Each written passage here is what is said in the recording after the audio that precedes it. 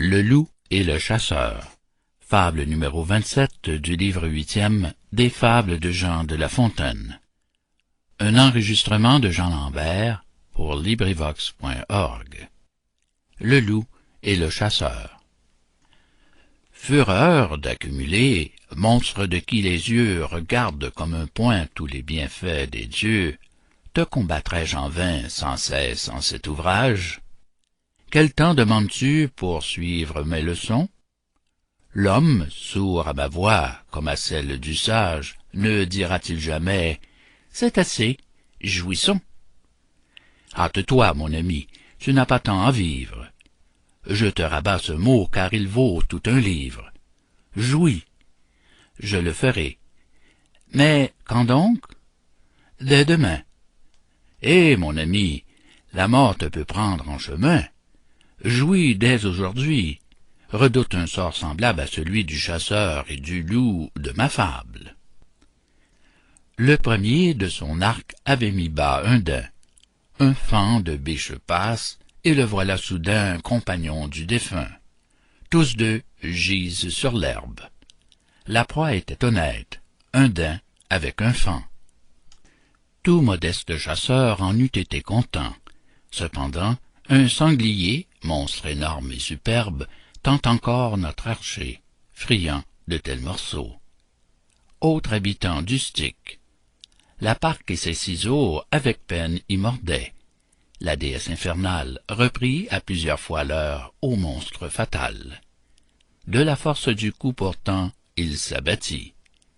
C'était assez de bien. Mais quoi? Rien ne remplit les vastes appétits d'un faiseur de conquêtes. Dans le temps que le porc revient à soi, l'archer voit le long d'un sillon une perdrix marcher, surcroît chétif aux autres têtes. De son arc toutefois, il bande les ressorts. Le sanglier, rappelant les restes de sa vie, vient à lui, le découd, meurt, vengé sur son corps, et la perdrix le remercie.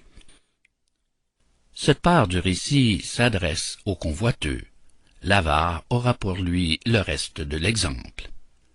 Un loup vit en passant ce spectacle piteux. « Ô fortune, dit-il, je te promets un temple, 4 corps étendus, que de bien! Mais pourtant il faut les ménager, ces rencontres sont rares. » Ainsi s'excusent les avares. « J'en aurai, dit le loup, pour un mois pour autant.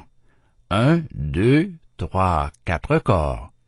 Ce sont 4 semaines, si je sais compter, toutes pleines.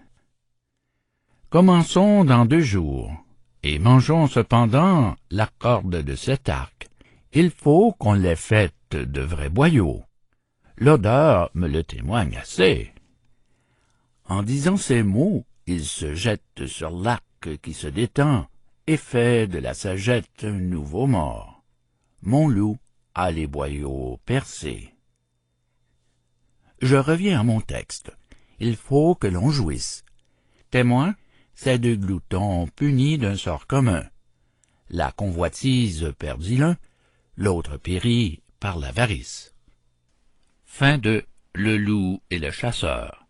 Fable 27 du livre 8e des Fables de La Fontaine. Fin de Fables de La Fontaine, livre 8e.